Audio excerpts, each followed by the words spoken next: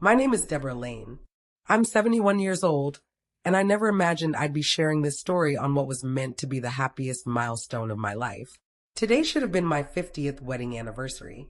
I pictured a quiet dinner, maybe a couple of neighbors dropping in. Nothing extravagant, just something simple to remind me that decades of sacrifice and commitment had been worth it. But instead, I found myself standing outside a brightly lit church in our small Oregon town, watching my husband, George, walk down the aisle, only it wasn't with me. At his side was another woman, Ellie. The lights inside were dazzling, the organ roared, and the crowd clapped as though it was the most beautiful moment they had ever witnessed.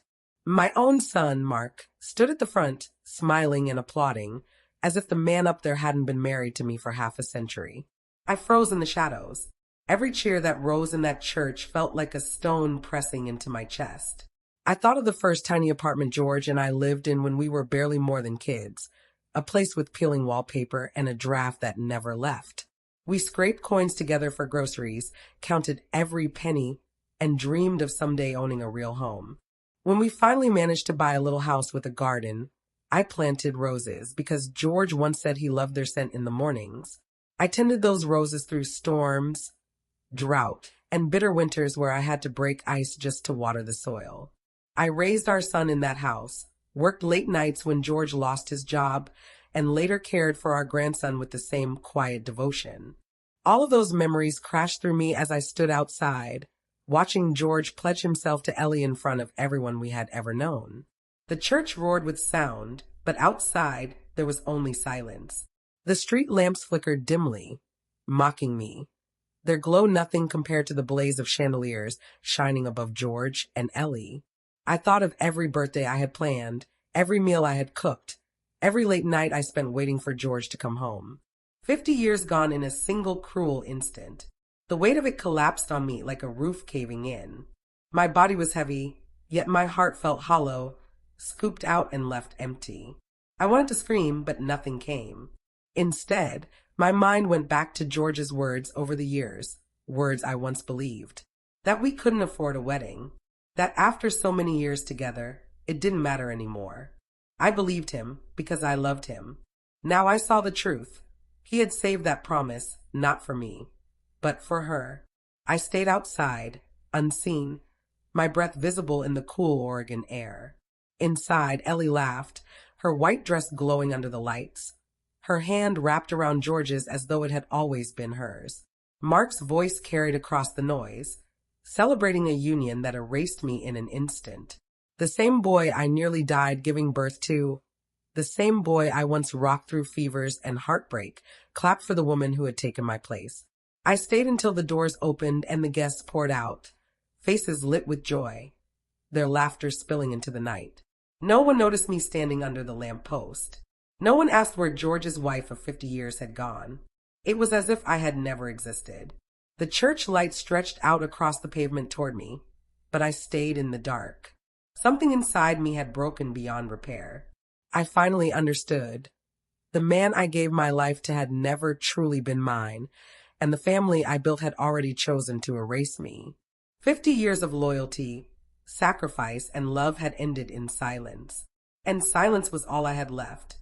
When I pushed open the front door, the house felt like a tomb. No lamps lit the windows. No warmth greeted me. Only stillness, the kind that sinks into your bones.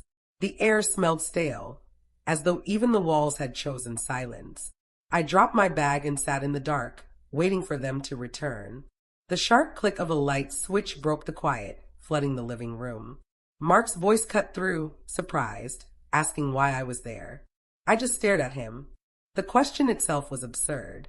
I had lived in that house longer than he'd been alive, yet he looked at me as though I was trespassing. George walked in behind him, still wearing the same suit I'd seen under the church lights. A faint smear of lipstick stained his collar, and he loosened his tie as if nothing had happened. His voice was calm, too calm, telling me I was overreacting, that I must have misunderstood. He explained Ellie was sick, that she wanted one last memory, and their wedding was an act of kindness. He told me I was too old to let jealousy consume me, that it had been nothing but a gesture for a dying woman. His lie was so polished, so convincing, that if I hadn't witnessed it with my own eyes, I might have doubted myself. My hands trembled as I pulled out my phone. One click, and the screen lit up, the video filling the room. George at the altar, Ellie in white, the applause, the kiss, the cheers drowning out even my own heartbeat. Silence followed. Then George's face twisted. He lunged, ripped the phone from my hands, and deleted the proof right in front of me. His anger flared, accusing me of spying, of acting childish, of making baseless accusations. He cast himself as the victim, as though I had betrayed him by recording the truth. My son just stood there, frozen, watching his father erase me piece by piece. His eyes filled with unease, but he said nothing to defend me.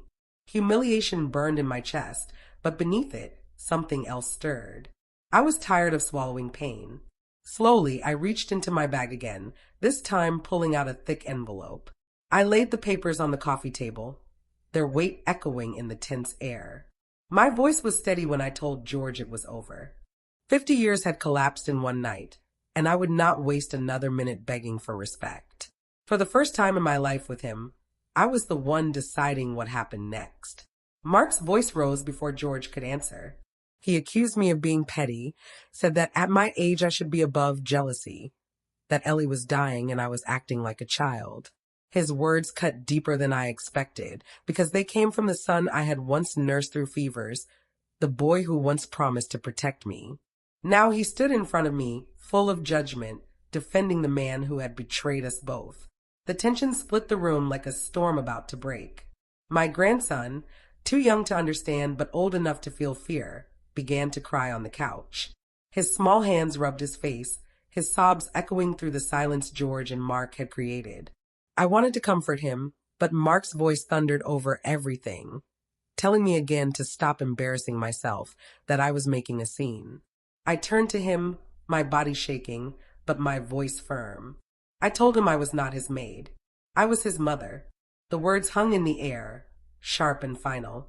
Mark's face darkened. In a burst of anger, he grabbed a glass from the counter and hurled it into the trash. The shattering rang out like a verdict, the sound of a bond breaking forever. The silence that followed was heavier than anything before it. George sat back, adjusting his sleeves, pretending nothing had happened. Mark glared at me as though I had ruined everything. I looked at them both and felt the years collapse on my shoulders. Decades of cooking meals, cleaning floors, planning birthdays, sacrificing everything. All of it had dissolved into nothing. I walked to the bedroom, pulled an old suitcase from the closet, and began packing. My hands moved without hesitation, folding clothes, tucking in shoes, sliding in the papers I had already prepared.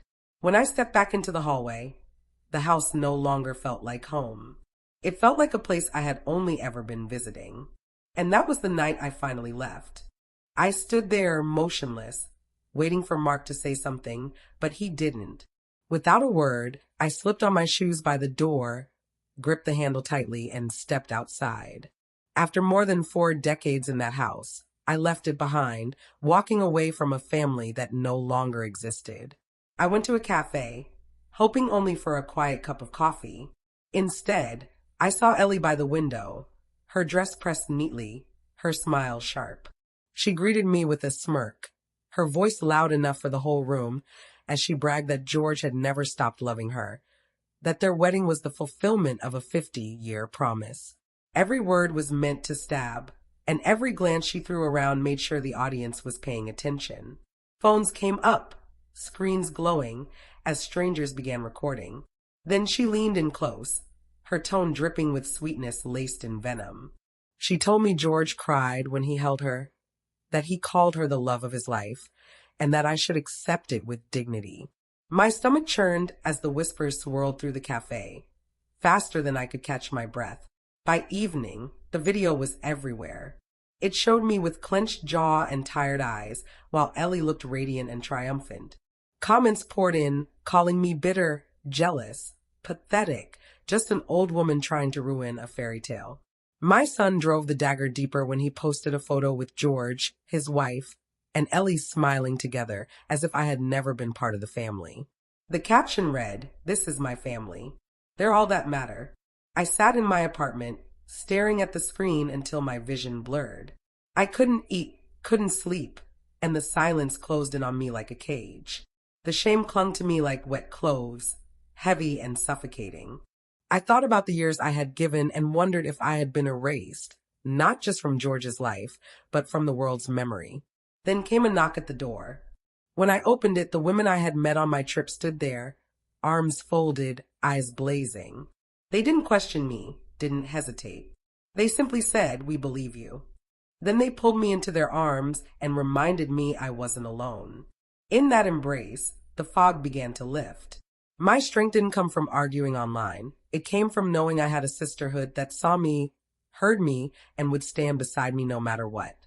Not long after that humiliation in the cafe, a new video began spreading.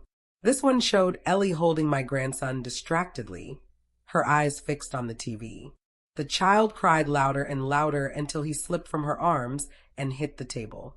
The video ended with him wailing while Ellie laughed nervously, offering excuses instead of comfort. The internet's reaction was instant. The same people who mocked me now condemned her, calling her selfish and reckless. Comment after comment asked how George or Mark could possibly defend her. For the first time, strangers began to speak my name with respect. Mark's career crumbled under the weight of the scandal, and within weeks, he lost his job. George's fantasy of a graceful new life collapsed into silence, fights, and regret. Meanwhile, my life began to bloom. I booked a trip I had only dreamed of before. The first stamp in my passport felt like freedom pressed into paper. I walked cobblestone streets in Spain, tasted rich food in Italy, and stood beneath the Eiffel Tower as the lights came alive. Each place filled me with something I hadn't felt in years, the joy of belonging to myself. Back home, I found the courage to step into a ballroom for the first time.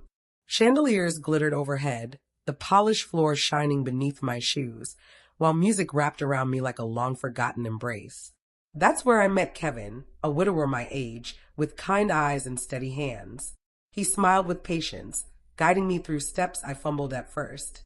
His touch was respectful, his voice gentle, and when we laughed together, it was the laughter of two souls who had known loss but still chose life. My days shifted from shadows and broken words to warmth, light, and the rhythm of dance. Betrayal had tried to bury me, but each step, each journey, brought me closer to the woman I was always meant to be. Then came a late-night call. Mark's voice trembled as he said George had collapsed and was in the hospital. My first instinct was to refuse, to remind him that their choices had already destroyed our family. But something inside whispered I needed to face this, not for George, but for me. The ICU was cold, filled with the steady hum of machines. George lay surrounded by wires and tubes, his chest rising unevenly. His hand shook as he reached for me, his eyes glassy, searching. He whispered an apology, admitted he had been blind, and asked if in another life I would marry him again. I looked at the man who had stolen 50 years from me with lies and neglect, and answered with calm certainty, no. In my next life, I'll marry someone who truly loves me. Tears streaked his face, but he didn't argue. Instead, he confessed something I hadn't expected. Ellie had never been sick. There was no diagnosis, no cancer. She had lied, and he had let guilt and vanity lead him. The truth spilled out like a broken dam, but it didn't matter anymore. He had chosen her over me. Forgiveness wasn't about what he deserved. It was about me choosing peace, freeing myself at last. I set down the glass of water without helping him drink. I told him he needed to heal on his own, because my life had already moved on. His eyes closed, too weak to speak, but his expression carried both regret and release. I turned and walked out without looking back, the weight lifting from my shoulders with every step. Days later, I stood on the deck of a cruise ship bound for Europe. The sea stretched wide and endless, the sunset melting into shades of gold and crimson. Kevin stood beside me, his hand warm in mine, while my friends laughed nearby, glasses raised in celebration of freedom. Music drifted from the ballroom, blending with the sound of waves against the hull. I thought of everything I had lost and everything I had gained. At 71, I no longer measured my worth by who stood beside me, but by how true I could be to myself. As the last light slipped beneath the horizon, I knew with certainty I had finally found myself. And if this story moved you, make sure to subscribe to my channel for more.